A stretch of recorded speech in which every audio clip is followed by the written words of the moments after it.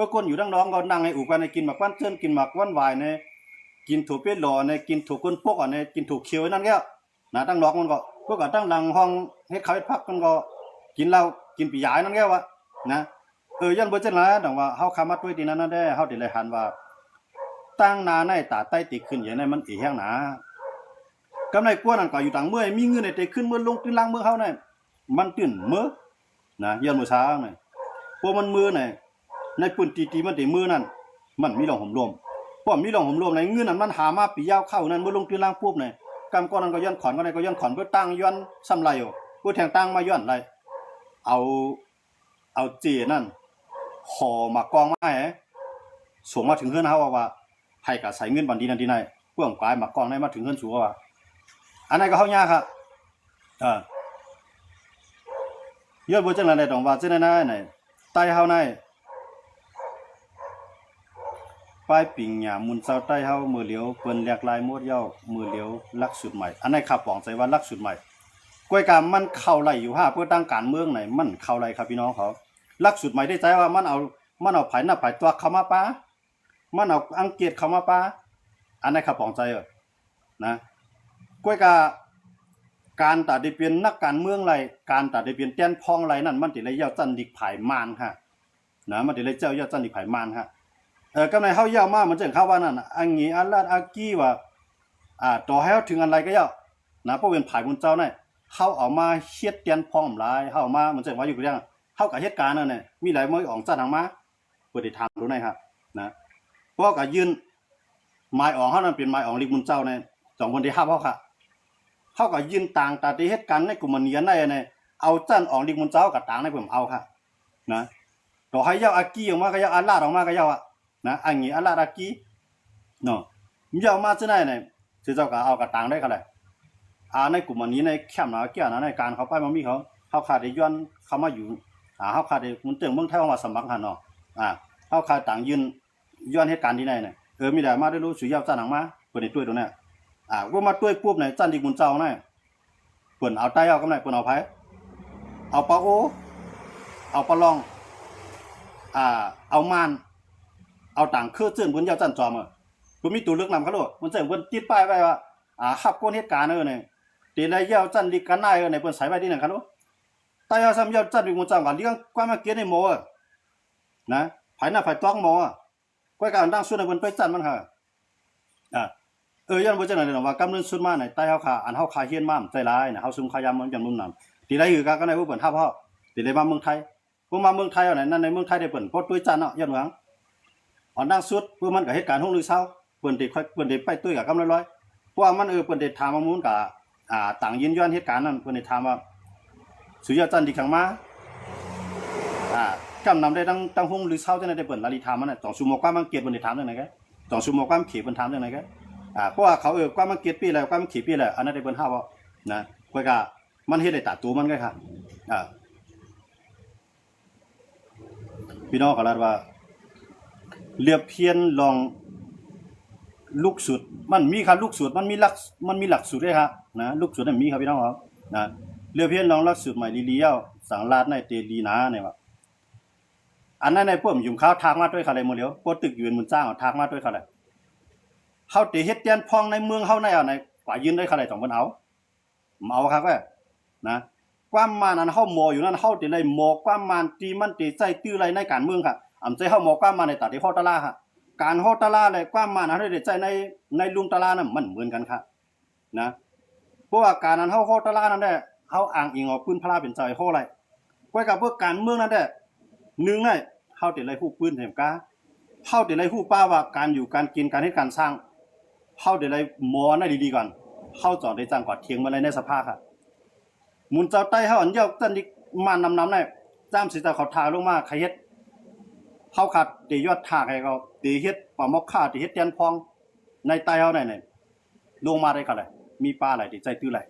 ในเมืองใต้เขาน่ะอันนี้เฮาสู้หยังการเมืองว่านั้นน่ะการเมืองเฮาตกบ่ตกเรื่องนึงกันเดียวค่ะนะย้อนเบอร์หาในพี่น้องเขาวนด้วยเขาในเมืองไทยเนี่ยในภาคเหนือดังเสียงเนาะในภาคเหนือดังเสียงเนี่ยมันมีอยู่หลายจีตอนกันเดียวครับตั้งแต่พิษณุโลกขึ้นมาต่อมาถึงเกียงใหม่ลำพูนลำปางเกียงไฮ้มี ที่นั่นมีห้องสวนมันมีอยู่ป้าหนึ่งอันนั้นจื้อเขาว่าเนี่ยเพลีไพวันฮะเพลีไพวันเนี่ยมันแขนลิกนะในจันพักเหนือรังเสียงเนี่ยมันมีเขาคน2-3ป้าแค่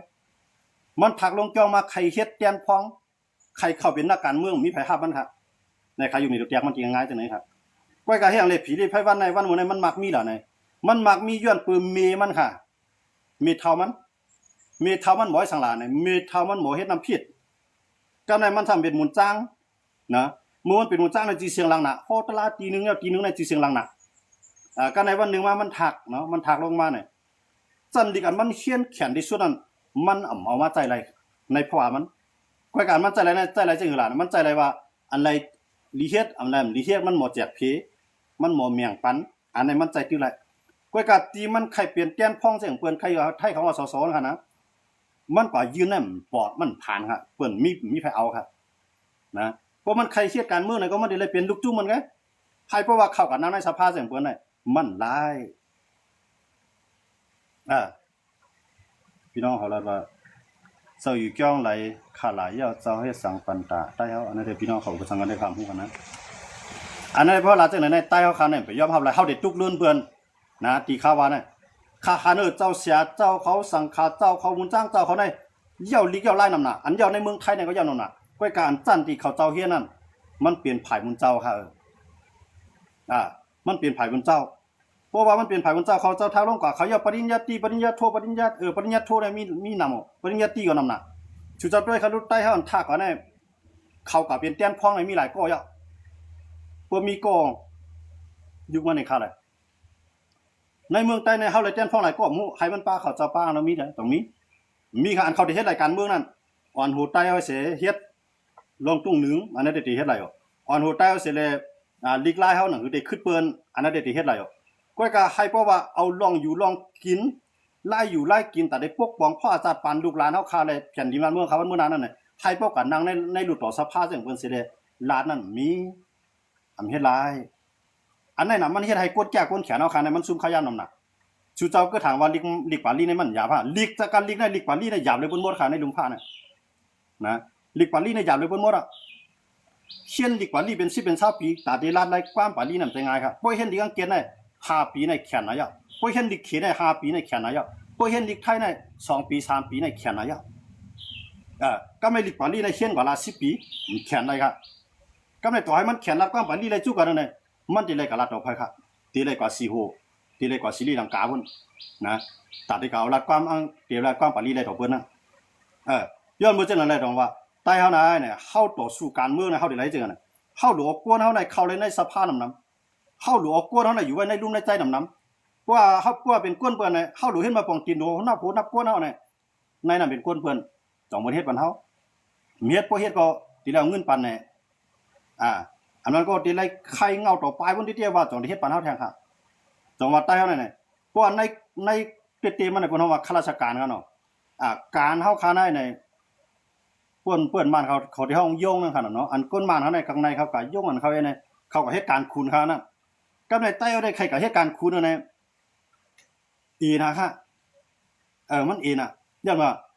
กำไรเจิ้นอยู่วันนอกหน้าปางซิไหนมันเจิ้นเขาว่านั่นน่ะผู้เป็นนั่งยิ่งในเขาเฮียนต่อถึงจัน10เขาเฮียนไรต่อถึงจันจอมเขาเฮียนไรก้อยกามันกำน่ะใน1วันในมันป้วนในก้น2ก้อ3ก้อก็อันที่เฮียนไรถึงจันจอมใช่เลยขึ้นว่าเป็นผู้สอนหมอสอนไรเนี่ยมีหมอกนานมั้ย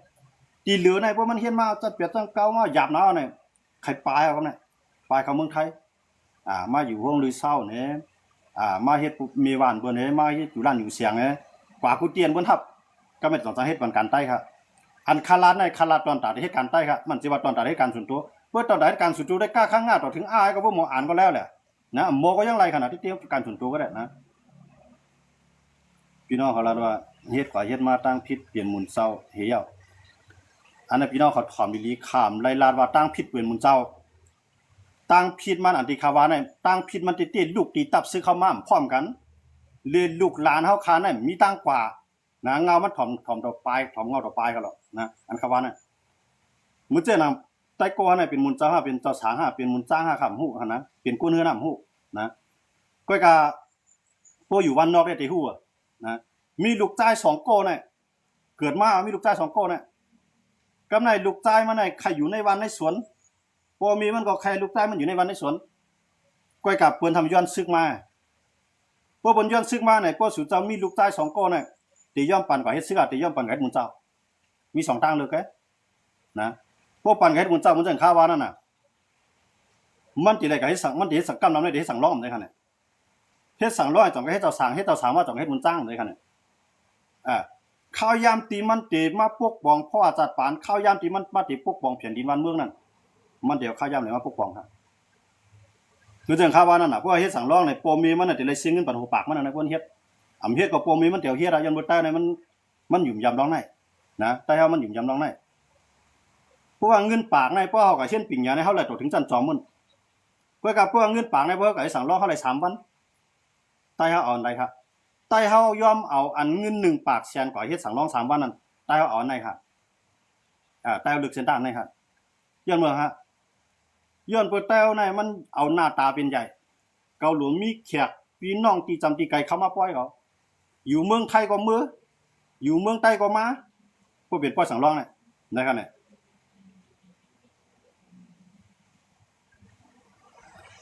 ป้ายปิ่งหยามุนเจ้าถึงไรเย้าใน2ปีใจจอม2ปีใจจอมเฮาคู่จอมขาห้าป้ายปิ่งหยามุนเจ้ามันถึงจันจอมมาอ่อนใจได้ถึงจันจอมมาว่าตอกตาข้าไม้ธรรมะสามีในใต้เฮาในเป็นอันแข็งที่สุดก็ว่าแล้วว่ามันเจ้าเฮ็ดเฮานะใต้เฮาแก้แขนลูกตีมันเจ้าในมาก็นำอันปืนต่างเมืองมาลีเพี้ยนก็นำการเมืองในอันนั้นเฮาก็ปองใจก้อยกาเฮาใจว่ากว่าทั้งในก็เฮาใจว่าเฮากับหันอันตีนึงมันออกมาแล้วเฮาติแล้วมันออกมาทั้งเมืองใจในเมืองใต้น่ะมี55เวียงอันออกมาในมีเวียงตนตีทีเดียวก็สู่เจ้าเตียวอันนั้นในคั่นน่ะใจการปกป้องผ้าเจ้อจาเท่านั้นมันหลุนตั้งเต็งคันปื้นตานตั้งเต็งลูกอ่อนเฮาค่ะ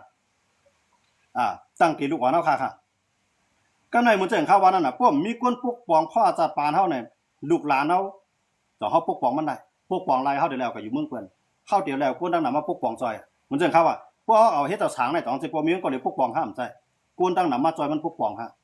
นะมาจอยมันปกป้องก็ในกวนตั้งน่ะมาจอยมันปกป้องเอาเย้าก็เย้านะต่างที่มูลปรมาจารุธาเปลี่ยนจำมาในเลยในแต่ในกับอีก็ย้อนก็เห็นเปลี่ยนจำมาได้คั่นนะกำนำได้ก็มันได้ปืนหมอกนานก็เอาได้มันได้ก็เห็นไผมาเนาะนะที่ก็เห็นไผมาเนาะก็ในอังกฤษในถามว่าจองเขาแขนพวกไผลองเอาตะลามาเฮาว่าปืนพระเป็นเจ้าว่าปืนสังฆาเจ้าว่าปืนอันนั้นสังฆาเจ้าเขาในเขาแขนเขาก้อยกับเพื่อเอาไผการเมืองมาไหนเขารู้เลือกตั้งในมีบุญตีป้าอะไรตีกับตึกส่วนมันไรครับใครกวนเมื่อพวกป่องใจการเมืองสิเลยใครให้ใต้มีเตียนพ้องเสียงเปิ้นใครกันนั่งในลูกโตเสียงเปิ้นอำเปลี่ยนได้นะอำเปลี่ยนได้อันในใต้ผมยอมรับค่ะกำนำที่ข้าวร้านเนี่ยนะผมยอมรับตั้งกำนำในผมยอมรับค่ะเยอะบ่เนี่ยที่ข้าวร้านนั้นเงามันได้ข้าวร้านว่าใต้เฮาในหูนับคนเฮาอีน่ะยาวเฮาหลวมมีคนก็แกะขี้เฮาหลวมมีคนก็จอยปกป้องยาวเหมือนอย่างสุเจ้าค่ะเฮามีลูกอยู่เมืองเฮาในพวกกอดันข้าวเขาเนี่ยลูกใน2-3ก้อนะก้อยกันใน2-3ก้อนั่นเขาไล่หัดนักไว้ครับหมาเขานั่นอย่าเหมืองพวกเป็นนางยิ่งก็มันลูกก็ขึ้นจ้องพวกเป็นคนใจก็มันก็ขึ้นจ้องมันเจ้ามันก็ขึ้นโรงเรียนอันนั้นได้อยู่ที่ปอมีนปองเป็นไรก็ว่ากำนำได้ปอมีมันปองเป็นไรได้ตีแล้วอยู่จ้องมันเจ้านะกำนำได้ตีแล้วอยู่จ้องมันเจ้าพวกอยู่จ้องมันเจ้าเนี่ยเอาเข้าในวัดในว่าก็ยาวเนี่ยมันเด็กกว่าอยู่ในพ่อสังการนั้น10 ปีนะ10 ปีมันก็20 ปีมันก็กำทากให้หลวนกันในสังการก็มีอยู่เองก็แต่ว่าเจอเครือในมันอีกอันนึงเพราะว่าเฮามีกวนแกะเคในตีให้ได้กวนเฮาคันในมีลูกนำครับเพราะว่ามีกวนแกะเคในเฮาก็คันมีลูกมีล้างอย่างเมืองมีลูกมีล้างมาก็กำมาเปิ้นมากับใจไอ้มื้อเร็วในสุเจ้าด้วยครับกวนมีลูกชาย2ก้อเมืองเฮาเนี่ยเพราะอายุมันเปียดขบเก่าขบในหาทางปลายไม่เท้ามื้อเร็วเนี่ยวันนอกหน้าปังเฮากูติกำในเวียงในวันนอกในภายนำเลยภายหลาเนี่ยพวกหูนับกวนในเวียงนำหรือวันนอกนะก้อยกะกวนอันตีเฮ็ดให้เฮ็ดหน้าสิเลเป็นรูปสันหลังของเจ้าจ้าเฮาอยู่นั่นในเป็นกวนวันนอกค่ะก็น่าจะเฮาแกะเคปันสังปันไลตาวันนอกค่ะเนี่ยอำแกะเคปันสังไลค่ะนะอำแกะเคปันสังไลมุนเจ้าสังฆาเจ้าป้าในแก่น่ะยาปิญญามาไหนมาเย้าจันนิกจันลายเมืองไทยว่าเมืองเขว่าสีโหว่าศรีลังกาว่าเขียนมาเย้ามันมาเย้าดีไรครับมาเย้านึกจ้องมุนเจ้าไว้ค่ะมาอยู่นึกจ้องมุนเจ้าไว้มันเจ้าในเอาการเมืองในมาตึกส่วนบันพวกละการเมืองได้เลยมาเฮาจอมตุ้ยดิ พวกหลักการเมืองเอาได้ลาดกว่าลับๆได้ลาดกว่ากวดๆเผื่อเฮาฮู้ก็บ่ตกเรือนเอานะกวนเฮากำนำซ้ำเพื่อเอาอักขลานำหนาลาดกวนเฮากำนำซ้ำปองใจมันได้คั่นน่ะจองไรว่ามันโจกันขึ้นอีกป่านได้ดิโจกันขึ้นอีกป่านได้ดิแต่ว่าใต้เฮาน่ะอีลงกะผู้เห็นเมืองเปิ้นกวนคือเปิ้นหั่นเหมือนจังกวนคือเปิ้นเนาะเหมือนจังกวนต่างศาสนาว่าอะไรกันนะติ่มใจศาสนาพูดกันนะลูกเขาในจีมอมจอมอมจำเมียมพ่อเมียเขาก็ไม่ไปลูกหลานเขาก็ไม่ไปอยู่ในกี่เขาพี่ก็เพื่อเขาพี่ก็ได้อีแห้งซึกเขาใหญ่มากเด้อเพื่ออีแห้งซึกเขาใหญ่มากนาตีกว้างมากเด้อเพื่อนาตีเขากว้างมากก็ผมรวมนาดินในน้ำมาได้เดียวอันไหนเพื่อนแต่ว่าตาข้าวใครใต้หูตูก็กับใต้เขาเนี่ยกำนำได้เตรียมย่อมทำอะไรเขาก็มันข้าวรัดเตรียมย่อมทำอะไรย่อมมาหูนับกวนเขาอีลงกาในไปมีสังขารเจ้าป้าอะไรตุกใจเขาไงไปมีตับซึกเขาขาดจุ่มอะไรตุกใจเขาไงว่าหูนับกวนนั่นอีนะเจ้าว่าบางคนในมีลูกศิษย์ฮะก็ในทำปันเปื้อนในเมืองใต้เขาเนี่ยย้อนเมืองฮะห้ามมีคนมาด้วยถึงเขาค่ะนะว่ามันใหญ่มากเลยใครเอาใครเอากันเนี่ยเมื่อมันตึกใครกินใครย่ำใครนุ่งตึกหลุกกินหลุนุ่งตึกเป็นน้ำหมูน้ำตานะมีใครมาด้วยค่ะนะไล่กระทามปันกะลาเอมาก็กระทามปันเขียที่ไหนเขาหลวนใต้เขาใครมาด้วยค่ะก็ในพวกเมียนด้วยถึงแล้วในพวกเมียนก็อาไว้ปันเกี่ยวปลาจิตาอันสังขารเจ้าเขาก็สร้างนั่นก็อยู่เกี่ยวปลาจิตาอยู่เมืองนั่นเปิ้นปิดตัวเขาเมืองไทยเอากันนั่นนะเปิ้นปิดตัวเขาเมืองไทยสองมันมาเป็นหินแห้งหลงซื่อจ้าเท่ากันเนี่ยมาเปลี่ยนยาวกวยการร้องในต่างแต้วเขาย่อมห้ากันไหนวันเมื่อไหร่ย่อมห้านะห้ามย่อมห้าหูนับคนคือแต้วอีนั่นน่ะต้องซึกเขาย่อมห้ากันไหนย่อมห้าเดี๋ยวได้ซึกแล้วนะหูนับคนคือแต้วอีมานะสังขารเจ้าเขาต้องฮู้ค่ะต้องเขาหาไล่ตาตะกี้ค่ะไป5ค่ะ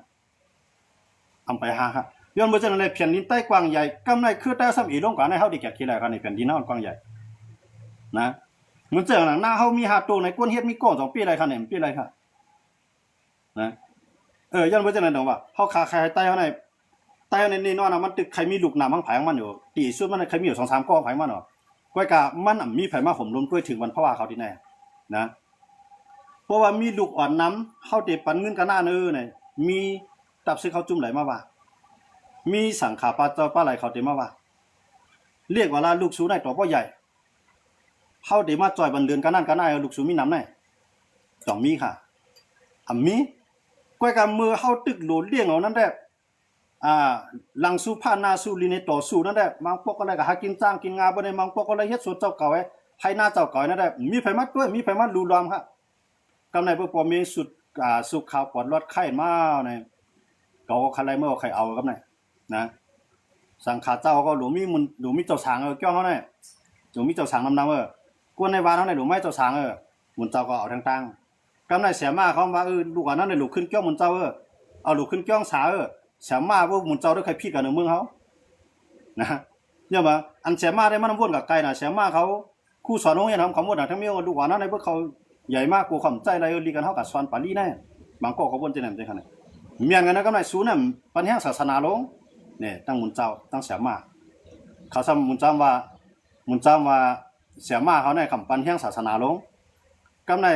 เสียมาซ้ำว่าลูกหลานเขาในพวกเขาไก่มุนเจ้าไปเอาให้เจ้าสาวไปหมดมันไรใจปารีไงวันมื้อนามาเขาต่อสู้วนไรทำเจ้าก้นเขาอยู่ในลุ่มในใจเนี่ยมันวนก็เมียวๆกันเลยนะมันวนก็เมียวเอามาก็ในเบื้องกวนห่ำนั่งไรในลุ่มจังเปื่อนกวนห่ำไรนั่งไรในสภาจังเปื่อนกวนห่ำไรมีจันจังเปื่อนในเข้าเดียวสั่งต่อสู้ค่ะเข้าเดียวความดีความหวานอันเขาโมโหมากสอนมาศรีลังกาสอนมาสิวสอนมาเมืองไทยสอนมาเมืองเขมมาเข้าในกันเนี่ยเปื่อนดีกูเข้าค่ะกูนะอันเปื่อนดีกูเข้านั่นเขาอยากตอกตื้อดีหล่ะนะพอเขาอยากตอกตื้อเขาหลุดมีตอกตาหนาครับเนี่ยนะตอกตาจึงหลังมันก่อมปองใจเข้าหลุดฮัดเขียงตาบนขนาดนะเข้าหลุดฮัดเขียงตาบนค่ะจริงเหรอเนี่ยเปื่อนเถียงเข้าเถียงเปื่อนนะเปื่อนเถียงเข้าเถียงเปื่อนพวกเขาเถียงปี้เขาก็ไรพวกกวนเขาหนำเขาก็ปี้พวกตีไรในฮาวานในเวียงเขาในลุงกุติในห้ามหลุมมีมันสุกแหละกวนเขาหมอกำมันกวนเขาหมอลิกมันกวนเขาเขียนอังเกียจมาไรเขมาไรพวกเขาจู่กันเฮ็ดจังไหนโคมกันกาได้ห้ามจะวันนี้ตั้งพิพายอะไรไปนึงโคมันกูผายให้เลยให้ลูกหลานนั่นมือกาปานมือเดือนในเพิ่นใจสังใจดีอังเกียจใจลิกมันมือเขากูก็หลุมหมอลิกมันดีอังเกียจได้ขนาดก็ในพวกเขาเฮ็ดจังไรเนี่ยอันอยู่ในจ้องเขามาเฮ็ดอะไรอันอยู่ที่คนอื่นเขามาเฮ็ดอะไรเขาเฮ็ดศูนย์กลางมันปันจังไหน เอาเงินกองทุนป้ายปิ่งยานะมาตั้งวันมื้อไหนจ่องใต้เฮามีค่ะมีค่ะมีค่ะย้อนบ่จังได๋ดอกว่าอันนั้นพี่น้องเนี่ยถามมาจ่องปีฮู้ปักเบิงลักเมือง2 8ทางไหนฮู้ได้ฮู้ข่าวใกล้ก็ให้เฮาข้ามมาลาดให้มันโปรเจียงเจียงแล้วในปักเบิงลักเมือง2 8นั่นเฮาข้ามลาดหลายย้อนว่าเฮาข้ามไรเฮียนค่ะนะแต่ก็ฮู้หมอกก็ในปักเบิงลักเมือง2 8ลาดมาค่ะเลยลาดมาค่ะเลยผู้เขายินจมค่ะมุนเจ้าเขาในเขาเฮียนมาถามอาจารย์ยะชูเจ้าวนมาป่าทั้งไหนครับอ่อนหูไล่ไผ่ครับอ่อนหูไล่กวนวันนอกหน้าปังต่อพอถึงในเวียงอ่อนหูไล่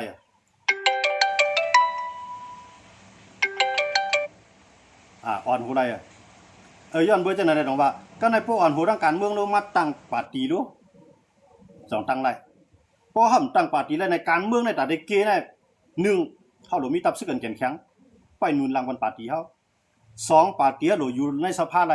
เป็นเสียงส่วนใหญ่ในสภาอะไรเข้าจ่องใจปกป้องอะไรวันเมืองเขานะพอเขามีเต้นพ้องกันนั่งเสียงเปิ้นวันจึงเขาใครไฟมาถึงในบ้านเขาอะไรจ่องเขาออกมาอะไรเอามาอะไรพวกลุงปองจึงมักมันบันพอเขามีกวนเขาก็อยู่ไว้ในลุงปองจึงมาอะไรนะเขามีเอาคุกของแต่อย่าจะต้านอยู่ไว้ใจดีแล้วเนี่ยเขาตีเอาเนี่ยพอเขาก็เฮ็ดก็ลุงปองจึงเขามีอาณาจะเขาเดียวออกมาอะไรครับมาออกมาอะไรเขามีซึกอยู่จอมร้อยแล้วนะกำไรเฮ็ดเหือในลูกหลานเฮาหนังหือปกติก็อยู่ต่างเมืองมาอยู่เมืองเฮาไปปกติแก่นแข็งอะไรจังเปิ้นนั่นน่ะจ่อเฮามีป้ายปิ่งหญ้าอันจันสูงที่ห้องรับเขาค่ะก็มีก็สิมีติกาลีนี่แหละนะติกาลีในใต้เลยว่าผู้หญิงใหญ่ลงพิธีอ่ะนะติกาลีเนี่ยติกาลีเนี่ยเขาเย่าจันแล้วนั่นน่ะเขาเย่าจันอีกจังมุนจอยเมืองแต่เขามาเย่าจันจอมเมืองไทยเขาเมืองเฮ็ดค่ะเนี่ยนะมางวบงี้กันตั้งจันจอมตีตั้งเกียงไฮ้เกียงใหม่เย่าก็ขอนแก่นเนาะอันติกาลีเนี่ยเขางบงี้กันพวกเย่าจันจอมเมืองเฮาเนี่ยมากขึ้นจันจอมเมืองในแหละพวกเย่าจันจอมเมืองในเมื่อขึ้นจันจอมเมืองเฮาก็แลย้อนบ่จังได๋ดอกว่าเขาจังนั้นเนี่ยเพราะว่าเขาเรียบเทียนการเมืองเชียนป้าการเมืองการอุปเปิงเนี่ยเขาจังได๋เขาเป็นแตนพ้องเฮาไหลเขาเป็นประธานาธิบดีเฮาก็ไหลนะย้อนบ่จังได๋ดอกว่าอันนั้นเฮาคามาแต่งเรื่องที่นายเนี่ยจังหวัดใต้เฮาเตถือเลยให้พวกแก่นแข็งมาเนี่ยอันนั้นเต็มจิว่าเฮาคามันนี่กันเฮาข่าวว่าตั้งเลือกใต้เฮามันได้ก็ตั้งมุนเจ้าในเป็นส่วนใหญ่แบบข่าวว่านั้นน่ะนะเพิ่นตึกกันไว้ในเฮามุนเจ้ากับน้องเฮาตะลาวเตรียมเส้นตาสายตาเนี่ยจากมันกูค่ะกูแว่หมักลงยบใส่เลียนปลายว่าสังการมันใครด้านใดนะเพิ่นมาต่อสู้เฮาว่าในเฮาได้พุงว่าก็อำไรเฮาได้ละเมียงครับเฮาได้ละมีกวนของเฮานั่งในสภาน่ะเพิ่นนี่มันฮัดเฮ็ดเท่าไหร่เลียดของข้าวนะเมียเนาะครับกลางวันจ่ายขนาดนะเจ้านั่นได้ใต้เฮาไหนบ่เฮาหลักความเขาในตีนี้ว่าเฮาญาติศาสนาได้ที่มันป่องใจดีไหนอันคาลาดในคือเฮาในมันอ่อนแห้งหลายยาวสิจะมาด้วยเขามาอยู่ใต้เฮามาอยู่ในเมืองไทยเนี่ยคือถามว่ามันแก่นแข็งทางการเมืองเนี่ยมันแก่นแข็งสังสีมิวเขาก็มันตัวติปีตู่ห้องไผของมันก็ไอ้เขาอันมาตังหมู่ตังจุ่มจังได๋ก็มันบอกเฮ็ดอยู่วิจารณ์นี่ก็เฮ็ดหรูเฮ็ดตานี่ก็มื้อเดียวนี่พวกมาเอาการบ้านเมืองการซื่อจานว่าไหนเฮามาแตกเปิ้นไปเลยสิเถิดใต้เฮาดีข่าวว่าน่ะเจ้าบ่จังได๋เฮาเตเฮ็ดคือน่ะคนมีปัญญาเฮาก็ลูกเข้าคุมมันเฮ็ดอ่ะคนมีเงินก็ลูกเข้าคุมมันเฮ็ดอ่ะวันมื้อนั้นเฮาเตียวตู้ไผตู้มันรอดแก่น่ะกูวันไหนนะเพราะตู้ไผตู้มันรอดก็เพียนลีเนาะจังได้รอดคั่นน่ะเพียนลีได้รอดแล้วมันมีใจก็ลูกไผมาอยู่ก็มันเอาป่าให้เขาแหละนะก้อยกาจ่อเฮาเต็มมีอ่ะเนี่ยเพียนลีเฮาบ้านดังน่ะเฮามีไว้เสตาก็เพิ่นน่ะอยู่ในเกวันนั้นน่ะพอเฮาเลยอยู่ในเกวันนั้นน่ะอันเฮาใครก็ขุดค้ำจ่อเฮาขุดหลายค่ะบ่ตับซึกมแข็งแข็งผมขุดหลายเฮาใครก็ขุดฐานที่เนาะเนี่ยไปว่าซึกเปิ้นมาหามอ่ะเปิ้นเอาก้นเมื่อยมาสานคัดก็เฮาบ่ได้ถอยเอาค่ะ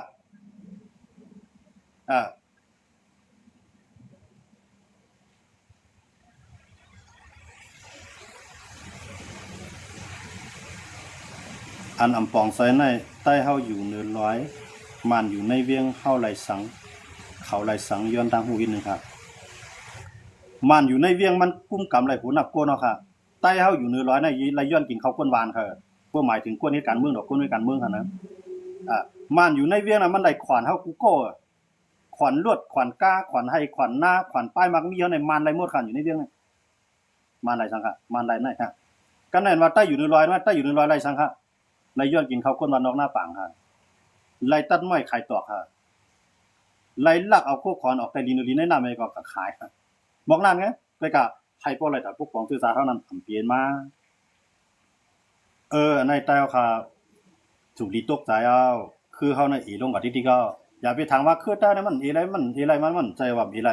สุจว่าอันมาอยู่เมืองไทยจังได๋ในลูกหลานเฮาในสุจว่าวันที่มืออยู่เมืองเฮาฮะบ่วานเมืองเฮาตึกเป็นจังไหนการอุปเปิงพ่องงำเมืองเฮาตึกเป็นจังไหนตับซึกเฮาตึกเป็นจังไหนลายเฮ็ดลายสร้างเฮาตึกเป็นจังไหนในสุจว่านะลูกหลานเฮาอันใดอันคำว่าเกิดเมืองไทยในมื่นตามาหันไฟฟ้าแรง24ชั่วโมงเอาในสุจว่าเขาได้มืออยู่เมืองเฮาอยู่ฮะคำมือพวกปอมีขอนมือเขาได้มือหลีปอก2ปอกนั่นไงบ่วานเมืองเฮาตึกเป็นจังไหนกำในใต้เฮาก็อยู่ในเกเบินอันก็มีเคลื่อนไว้ปางสร้างไหนเฮียนไว้ที่ต่างๆเนี่ยพระเจ้าขึ้นในเมืองเฮาไว้ก่อนน่ะถามว่าเขาได้ค่ายคู่ค่ายเลี้ยงเขาค่ายเฮือนค่ายเย่เขามาอยู่ในวันนอกหน้าปางขึ้นอยู่ฮะคำมาเย้าคำมาเย้ากำในมันจังสังขาเจ้าเขากึ้นนึกจ้องในนึกจ้องนั่นแต้มก็30-40ป้าต่อนึงจ้องได้คั่นน่ะก็ในพวกก้นวานมันนั่นอำหักษาตึกให้ลอกนางแล้วเนี่ยอันมีนึกจ้อง40ป้านั่นสุเจ้าบ่ว่าได้ก็อยู่ที่ไรครับปลายก็ปลายค่ะนะจ้องไหนครับก็จ้องน้ำจ้องแหลมหักเอาถากไอ้หวางไผมันเนาะค่ะอันนั้นขนาดอินแห้งอันนั้นมันอยู่ที่ไรครับอินแห้งเฮาอยู่ที่ก้นเมืองจังไรว่ากูผายในหลุดด้วยถึงก้นเมืองค่ะวันมื้อนั้นมีผายด้วยถึงก้นเมืองค่ะก้นยิบกองก็หลูกกินข้าวมาก็ย้อนก้นเมืองหมุนจ้ามาหลูกกินข้าวมาก็หลูกขาไม่งอกำในอันตรายมื้อจอยก้นเมืองเฮามีผายค่ะมีก็ในตาได้โฮมันสิได้เฮ็ดสร้างปานใดซำมีติแล้วล่ะตั้งสังขารเจ้าไว้ตั้งตับซื้อเข้ากันนี่เดียวอุปการบ้านการเมืองรุ่งเรืองนี่เดียวตั้งปาร์ตี้ใต้ตั้งปาร์ตี้ไว้โคประทานภายเอานั่นน่ะตาได้ปกป้องพ่อจัดปานลูกหลานเฮาหนอแตนคือวันมื้อหน้าหนังเขาเตรียมไข่ป้ายหนังเขาเตรียมไรเปียดหนังเขาเตรียมไรจุ้นเขาให้สั่งมันไว้ตาเขาครับวันมื้อนั้นกวนมีปิ่งยาวเขากวนอ่อนหัวเขาอำเฮ็ดไว้สั่งมันเขาไปกับกวนมือเขาในจุ่มไหลย้อนมากก็เลยเหมียงต้องเขียนนึงลืมพื้นนึงเลี้ยมันก็ยังไดหาเหมียงสุเจ้าที่พวกของเจ้าจ้าแล้วค่ะลูกกินข้าวลูกยื้อซึกกับมันมาเอาข้าวได้ตึกไรใจก้นมึงกว่า1สุกหุงยาวไว้ก็ตึกไรกับสูงแท่งพอได้มาพูดเตียนพอได้มาพูดเขากวนเฮ็ดไห้เฮามีในพอได้มาพูดกวนเฮ็ดหน้าเฮามีพอได้มาพูดวันมื้อนี้หากวนกินจางไถหน้ากันบ่อยากนะหากวนกินจางซอมไม้ซอมหน้าบ่อยากวันมื้อนี้สิจะวนด้วยคั่นแหละกำในกวนนั่นน่ะ1ห่อมมีรองห่มลม1ห่อมแก่นแข็งในเปิ้นมาเฮ็ดอันเป็นเพของตาในเมืองเฮาได้บุญนี้สังหลายเปิ้นมาขุดค่ำว่าให้มีน้ำเฮาไว้เปิ้นมาขุดฐานหินว่าคู่ของแต่หยังสตาเฮาเสียงแทงอินก็น้ำเฮาแห้งนะกำในกวนวันกวนสวนเอาพอดีมาปกป้องเขาตั้งเปลี่ยนมันเหลืองมาในห้องยาดีๆมีหลายที่หลายห้องครับมีค่ะก็ในมื้อหายาในเวียงในหาห้องยาใหญ่ห้องยาลงกว่าห้องยาเจ้าจามทุ่นเนี่ยกว่าห้องยาเนี่ยกว่าห้องยาดองกี้เนี่ยกว่าห้องยาที่นั่น